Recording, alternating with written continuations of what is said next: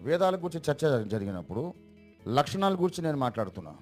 ఈ లక్షణాలన్నీ యేసులో ఉన్నాయి కనుక యేసుని గురించి ప్రవచనాలని అనుకుంటున్నాను అని చెప్తే, అట్లా కాదు, యేసు క్రీస్తే దేవుడు అని వేదములు అక్షరాలు రాసి ఉండాలి, అప్పుడే మేము వింటాం అంటున్నారు వాళ్ళు.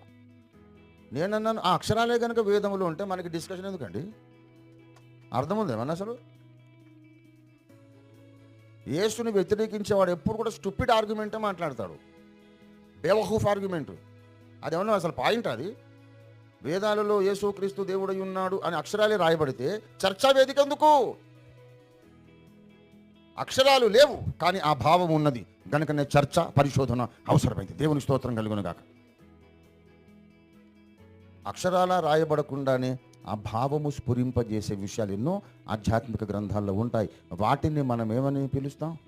మర్మములు. దేవునికి స్తోత్రం కలుగును గాక. హల్లెలూయా, హల్లెలూయా.